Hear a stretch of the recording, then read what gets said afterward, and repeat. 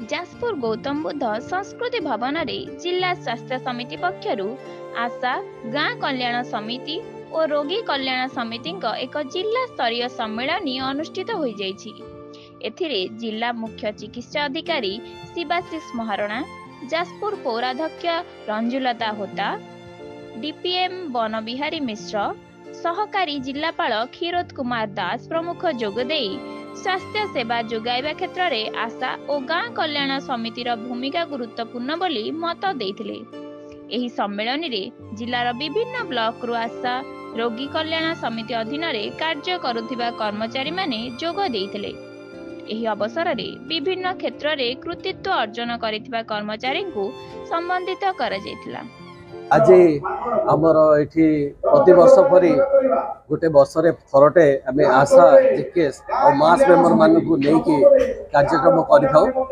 एठी समस्त को एक प्राइज डिस्ट्रीब्यूशन सेरेमनी रहे जो माने उल्लेखनीय सेवा प्रदान करथान से मानको हमें प्राइज देथाउ। आज से दिवस टी श्रृंखलित भारे चली बर्तमान सुधा हमें आशा ऊपर भरोसा करके चलीचु। मुख्यतः आमर अनेशत आशा ठीक कम कर आईएमआर और एमएमआर कम रोचे। सर मु बहुत खुशी अच्छी जेहेतु आम कोरे सीएचसी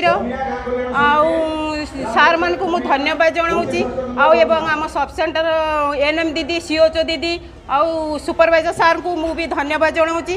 सार मु गाँव में स्वास्थ्य सेवा करुँची ना तो कौ सब स्वास्थ्य सेवा मु गाँव में पहुँचाऊँगी से सब से विषय सार मैंने से माने देखुंट जे कौन रोग आसूची से विषय मु गर्भवती कतुरु प्रस्तुति कतुरु जन्म पर्यंत छुआ 5 वर्ष छुआ पर्यंत एबे तो सार जन्मरु 5 वर्ष छुआ को हेउथु माने तांको दायित्व नउथुनु किंतु एबे जन्मरु मृत्यु पर्यंत सेमानक दायित्व आमे भी नउ।